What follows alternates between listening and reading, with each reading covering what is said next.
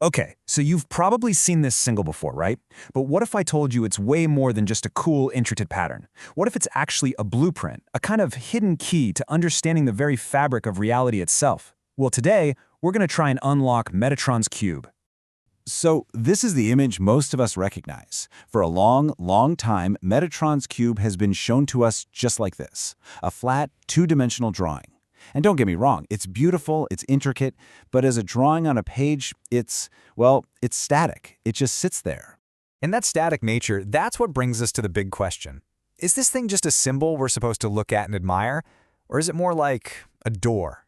You know, a locked door that's been hiding in plain sight, just waiting for someone to find the right key. And that, right there, is where our journey really begins. The ideas we're digging into today suggest this symbol isn't just a pattern holding secrets, but a seriously powerful tool that's just waiting to be used. I mean, just listen to this description. It's not just a key. It's a key to creation itself, to molecular changes, to a renewable energy force so great it could, theoretically, reinvent our world. The stakes here are incredibly high, which, makes finding that key all the more important. So, how do we open that door? Well, the key turns out to be a pretty simple but really profound shift in how we look at it. We have to stop thinking in 2 dimensions and start seeing in 3. You know how we always look for these super complicated answers to the big questions? Well, the key to unlocking Metatron's cube, it's surprisingly simple. In fact, it's been right in front of us this whole time, just hidden in plain sight. And boom, this is it. This illustrates the secret perfectly. On the left, you've got the drawing we all know, but on the right, you have a 3-dimensional object that when you shine a light on it, casts the exact same drawing as its shadow. You see, the 2D image isn't the thing itself, it's just the shadow of a much more complex, 3-dimensional reality.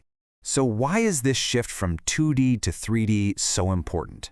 Well, according to the geometer Grigory Hogue, who's an expert in this stuff, 2D shapes are basically just thought forms. They only exist in our minds.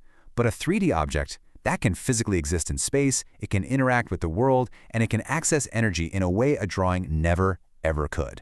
And that shift, well, that unlocks everything. Okay, so we've unlocked the cube, we've stepped into the 3rd dimension. What do we find inside? It turns out we find the fundamental building blocks of all matter in the entire universe.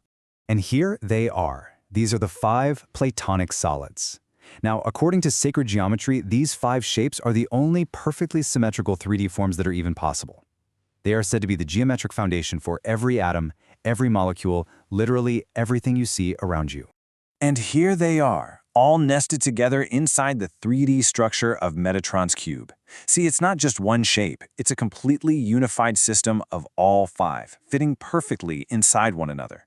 This is the complete blueprint. But here's the thing.